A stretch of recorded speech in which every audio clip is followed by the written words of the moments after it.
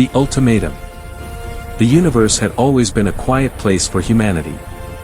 For centuries, they had looked up at the stars and wondered if they were alone. They built telescopes and sent probes into the darkness. They dreamed of meeting other beings who shared their curiosity about existence. They never imagined that when contact finally came, it would arrive as a demand for surrender. Commander Elena Vasquez stood in the control room of the Titan Deep Space Monitoring Station. The facility floated in orbit around Saturn, its massive antenna arrays pointed toward the endless void. Elena was 42 years old with short black hair streaked with gray. Her eyes were dark and sharp, trained by 20 years of military service to notice details others missed. She had requested this posting because she wanted to be the first to know if something was out there. Tonight, she got her wish. "Commander, we have something," said Lieutenant David Park. He was young, barely 25, with nervous energy that made him tap his fingers against his console. "It is not like anything in our database. The signal is structured. Repeating. Definitely artificial." Elena moved to his station and studied the data streaming across the screen. The signal pulsed with mathematical precision. Prime numbers. Then geometric sequences. Then something more complex that their computers were still trying to decode. "How long until we can translate it?" Elena asked. "The AI is working on it. Maybe an hour. Maybe less." It took 43 minutes. When the translation came through, Elena felt the blood drain from her face. The message was simple. "We are the Vectory Dominion. We have watched your species for 100 of your years. We have determined that your world contains resources valuable to our empire. You will submit to integration. Your population will serve our purposes. Resistance will result in extinction. You have 30 of your days to prepare for our arrival. This is not a negotiation." Elena immediately contacted Earth Defense Command. Within hours, the message had reached every government on the planet. Within days, the world was in chaos. The emergency summit convened in Geneva. Representatives from every nation sat around a massive circular table. Screens showed the faces of leaders who could not attend in person. Elena had been summoned to provide her first-hand account. She stood before the most powerful people on Earth and told them what she had witnessed. "We have confirmed the signal origin," Elena said. "It came from a point approximately 4 light-years away. Based on the message content, they have been observing us for a century. They know our languages, our technology, our military capabilities. They chose to reveal themselves now because they believe we cannot stop them." President Maria Santos of the United American Federation leaned forward. She was 60 years old with silver hair and a face that had weathered political storms for 3 decades. "Commander Vasquez, in your professional opinion, what are we dealing with?" Elena paused before answering. "Madam President, we are dealing with a species that has conquered before. The confidence in their message suggests they have done this many times. They gave us 30 days not because they need time to prepare. They gave us 30 days because they expect us to spend that time accepting the inevitable." Chancellor Wilhelm Brandt of the European Coalition spoke next. "What do we know about their military capabilities?" "Nothing concrete," Elena admitted. "But any species capable of interstellar travel and long-term observation has technology far beyond ours. Our most optimistic projections suggest they are at least 500 years ahead of us." The room fell silent. 500 years. Humanity had gone from horse-drawn carriages to spacecraft in less than 200 years. What would 5 more centuries of advancement look like?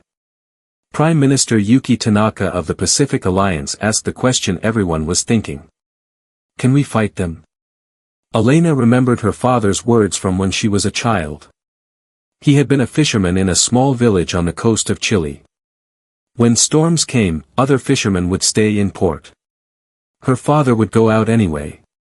"The sea does not care if you are afraid," he would tell her.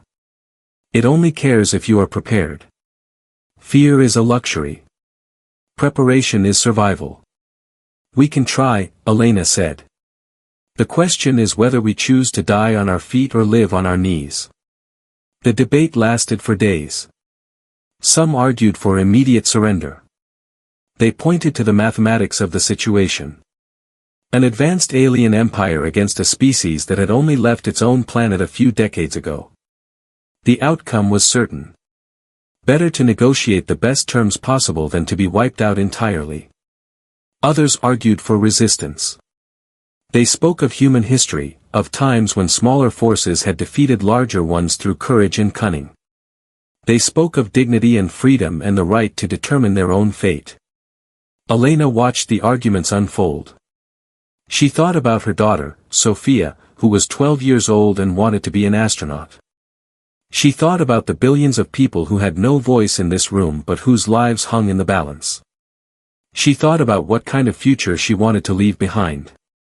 On the 15th day, the Vecturi sent another message. This one was different. It was not text. It was video. The footage showed a world much like Earth. Blue oceans, green continents, white clouds. A beautiful planet full of life. Then the Vecturi fleet appeared. 200 ships arranged in perfect formation. They fired simultaneously. The planet's surface turned to glass. Oceans boiled. Continents cracked. Within minutes, billions of lives ended. This was the world called Carantha, the accompanying message said. They chose resistance. This is what resistance brings. Make your choice. The video was broadcast to every screen on Earth. People watched in horror as an entire civilization was erased. Fear spread like wildfire. Protests erupted. Some demanded immediate surrender. Others demanded preparation for war. The world teetered on the edge of chaos. President Santos called Elena to a private meeting. They sat in a small room away from the cameras and the politicians. Two women who understood what was at stake. What do you really think? Santos asked. Not the official assessment. Your gut. Elena considered the question carefully. I think they expect us to surrender. Every species they have conquered probably did the same thing. They show their power, demonstrate what happens to those who resist, and watch their targets collapse from fear. It is efficient. It works. But it only works if we let it. And if we fight? Then we probably lose. But we lose on our terms. And maybe, just maybe, we surprise them. Humans have always been good at surprising people who underestimate us. Santos nodded slowly. I have been reading history this past week. Did you know that in 1940, everyone expected Britain to surrender to Nazi Germany? They were alone, outgunned, facing an enemy that had conquered most of Europe in weeks. Churchill said they would fight on the beaches, in the fields, in the streets. They would never surrender. And they did not. History is full of such moments, Elena agreed. Thermopylae. Stalingrad. The Alamo. Sometimes people fight not because they believe they can win, but because surrender is simply not who they are. The summit reconvened.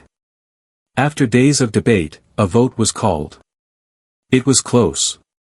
Terrifyingly close. But in the end, humanity made its choice. They would fight. The announcement was broadcast to the world. President Santos stood before the cameras and spoke words that would echo through history. The Vecturi Dominion has demanded our surrender. They have shown us their power. They have tried to break our spirit with fear. But they do not know us. They have watched our planet for 100 years, but they have not understood what they were seeing. They saw a divided species, fighting among ourselves, struggling with our own problems. They thought this made us weak. They were wrong. She paused, her eyes burning with determination. Our divisions are not weakness. They are strength. We argue because we care. We fight among ourselves because we believe in things worth fighting for. And when we face a common enemy, we unite in ways that no force in the universe can break. To the Vectory Dominion, I say this: you have made a mistake. You should have left us alone. Now you will learn what humanity is capable of when we have nothing left to lose. The remaining days were spent in furious preparation. Every nation contributed what it could. Weapons were manufactured. Ships were built. Strategies were developed. Scientists worked around the clock to find any advantage, any weakness, any possibility of survival. Elena was placed in command of a special operations unit.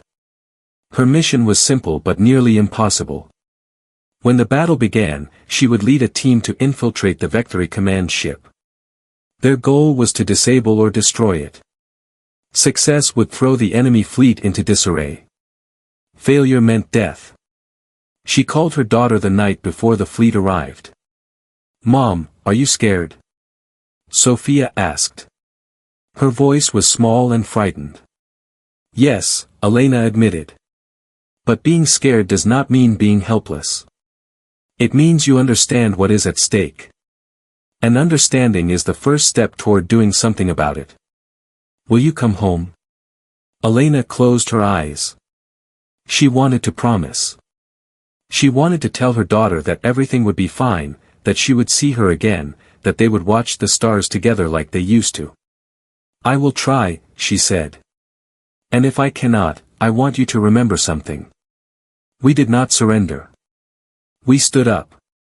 Whatever happens tomorrow, no one can ever take that away from us." The Vectory fleet arrived on the 30th day exactly. 200 ships emerged from faster-than-light travel at the edge of Earth's solar system. They arranged themselves in perfect formation, a wall of metal and energy that blocked out the stars. Ambassador Zyranth broadcast one final message. "Your time has ended. Lower your defenses and prepare for integration. Any vessel that fires upon us will be destroyed along with its home city. This is your final warning." Earth's response came not in words but in action. From hidden bases on the moon, from stations orbiting Mars, from ships that had been disguised as civilian transports, humanity revealed what it had built in 30 days of desperate preparation. The battle for Earth was about to begin. The reckoning. Ambassador Zyranth stood on the bridge of the Vectory Command ship, Eternal Dominion.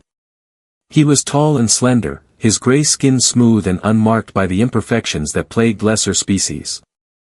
Four eyes arranged in a diamond pattern surveyed the primitive star system before him. His species had conquered over 3,000 worlds across 50,000 years. Earth would be number 3001. The humans had responded to his final warning with silence. Typical behavior for doomed species. They were probably still arguing among themselves, unable to accept their fate until the plasma beams started falling.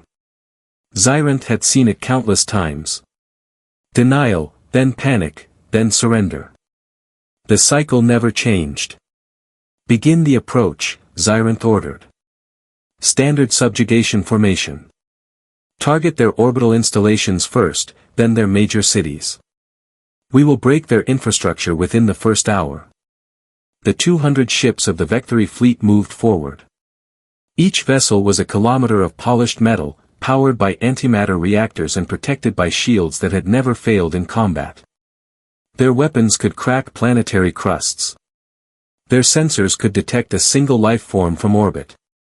They were the perfection of military engineering, refined over millennia of conquest. They were not prepared for what happened next.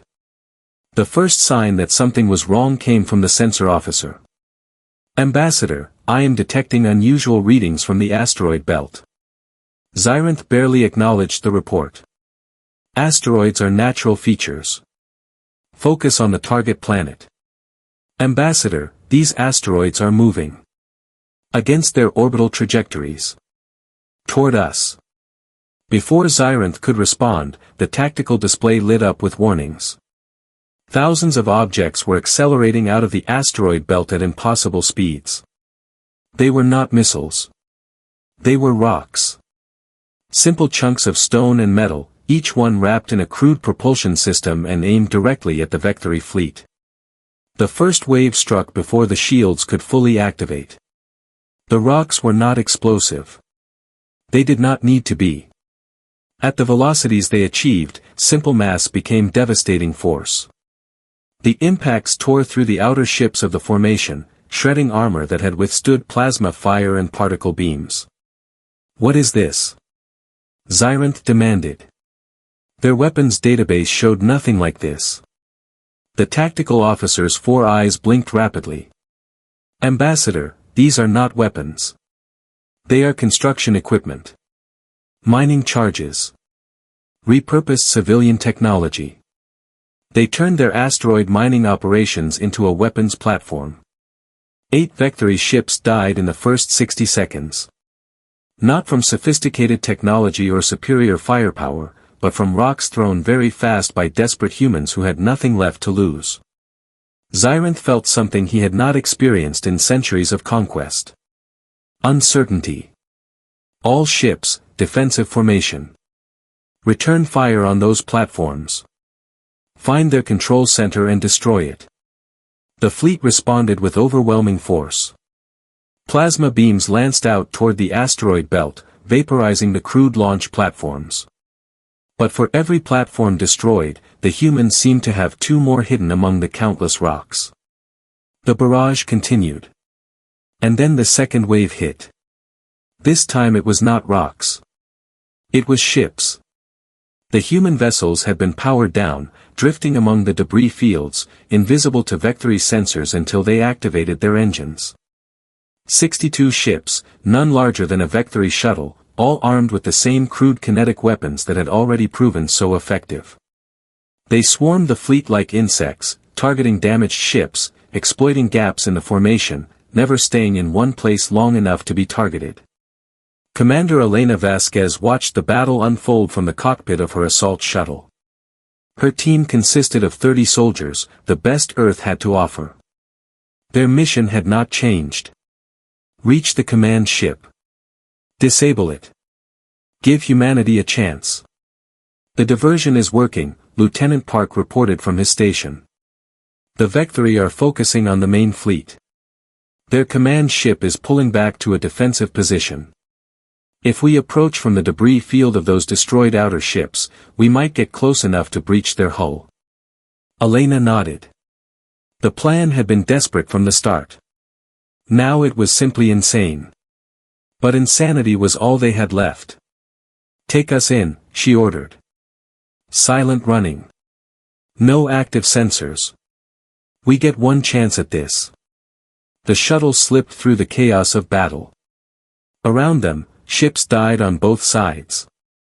Human vessels were outgunned, but they were also harder to hit. They moved in patterns that Vectory targeting computers could not predict, because those patterns made no logical sense. They were the movements of prey animals, of creatures that had evolved on a world where predators lurked around every corner. Dodge, weave, survive. The Vectory, for all their technological superiority, had never faced prey that fought back like this. "Ambassador," the tactical officer reported, his voice strained, "we have lost 37 ships. Enemy losses are higher, but they continue to engage. They are not retreating." Xyranth stared at the display in disbelief. They must know they cannot win. Why do they keep fighting? No one on the bridge could answer. The concept was alien to them in the most literal sense. Vectory did not fight battles they could not win. It was inefficient. Illogical. A waste of resources. Yet here were these primitive humans, throwing themselves against superior technology with weapons made from mining equipment and ships held together with determination. The answer came from an unexpected source. The ship's historical database officer, a quiet individual named Velrath who rarely spoke during combat operations, stepped forward. "Ambassador, I have been reviewing the human historical records in our archives. This behavior is documented. They call it fighting to the last. It occurs when humans believe surrender will result in outcomes worse than death. They have done this many times in their history. Against each other. The record suggests that humans who fight this way often achieve outcomes that should have been impossible. Impossible outcomes do not exist, Zyranth said firmly. Mathematics determines all battles. With respect, Ambassador, the humans do not appear to agree. Elena's shuttle reached the debris field surrounding the crippled outer ships. The Vectory had not yet begun recovery operations. Too focused on the ongoing battle. Too confident that their command ship was safe behind the fleet. They were wrong. The shuttle's sensors detected a breach in the Eternal Dominion's hull. One of the rock projectiles had struck a glancing blow, tearing through outer armor without triggering the main shield array. It was a small opening. Just large enough for a shuttle to squeeze through if the pilot was skilled enough and lucky enough. There, Elena said, pointing to the breach. Take us in. The pilot, a young woman named Carmen Reyes, did not hesitate. She had grown up flying crop dusters in Argentina before joining the military. She had once flown through a hurricane to rescue stranded fishermen. A hole in an alien spaceship was just another challenge. The shuttle scraped through the breach with centimeters to spare. They emerged inside a vast cargo hold, surrounded by crates of supplies and equipment. Alarms were blaring. The Vectory knew they had been breached. Move, Elena ordered. We have maybe 10 minutes before they seal this section and flood it with something lethal. The team advanced through the alien ship. The corridors were built for beings taller than humans, forcing them to move quickly through spaces that felt wrong in every proportion. They encountered resistance almost immediately. Vectory security forces, armed with weapons that fired concentrated bursts of plasma. The first firefight was brief and brutal. Human projectile weapons proved surprisingly effective against Vectory armor, which had been designed to deflect energy attacks. 3 of Elena's soldiers died, but they took twice as many Vectory with them. Keep moving, Elena said, stepping over the bodies. There was no time for grief. No time for anything except the mission. They found the bridge after 8 minutes of fighting through the ship. The doors were sealed, protected by energy barriers that should have been impenetrable. But the ship's damage control systems were overwhelmed, trying to manage dozens of breaches throughout the vessel. When Lieutenant Park connected his hacking device to the door controls, the barriers flickered and died. Ambassador Zyranth turned as the doors opened. He saw humans, small and fragile and covered in the blood of his soldiers, standing in the entrance to his bridge. In that moment, he finally understood what his species had underestimated. You cannot win, he said, his translator converting his words to English.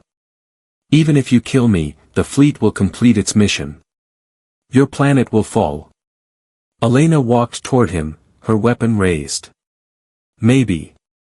But you will not see it. Why? Zyranth asked. It was not a tactical question. It was genuine confusion. Why fight when defeat is certain? Why die for nothing? Elena stopped directly in front of him. She was exhausted, wounded, and surrounded by enemies. But her eyes burned with something Zyranth had never seen in any species he had conquered.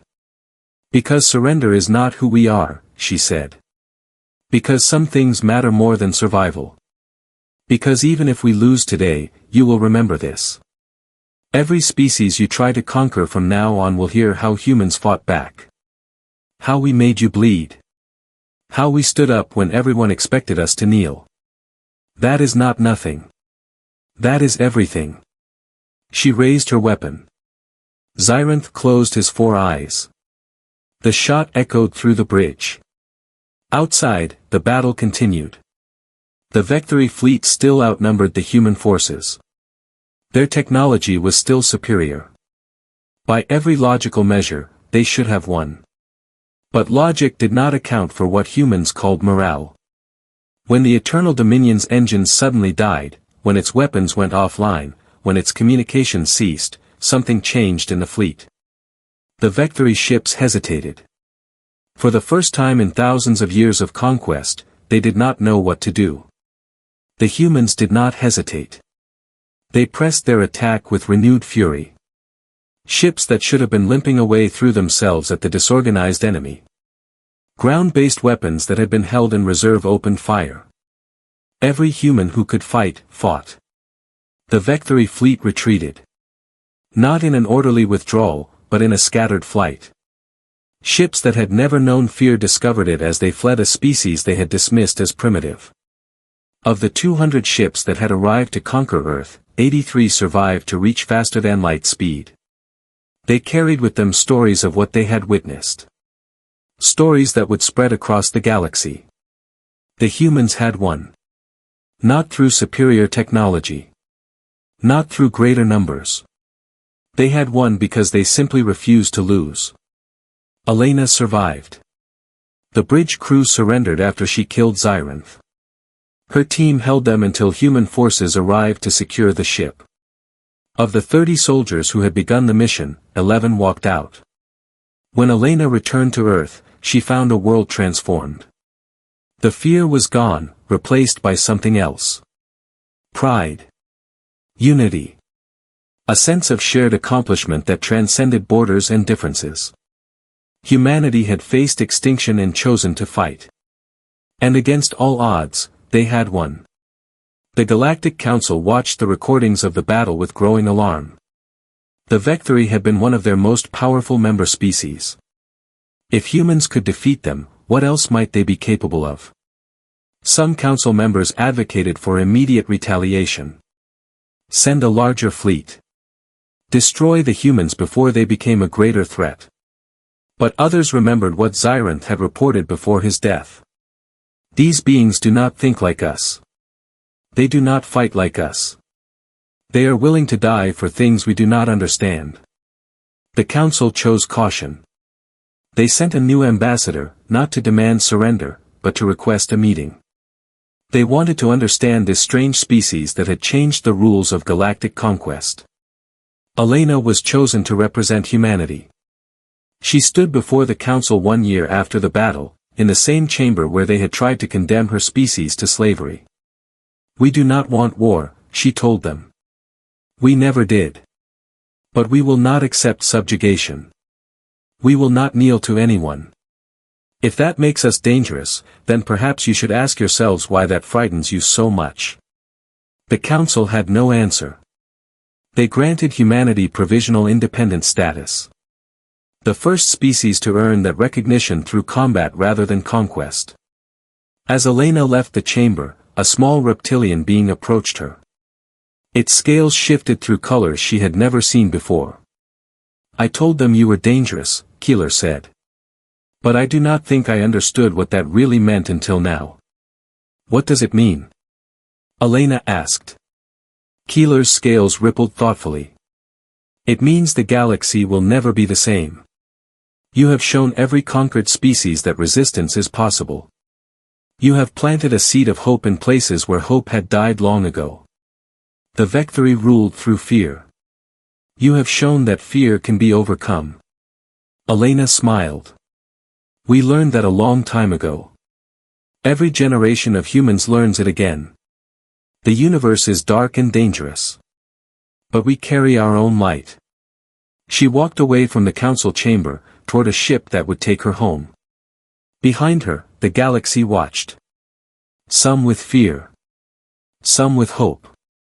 All with the knowledge that humanity had arrived among the stars. And they were not going anywhere. The end.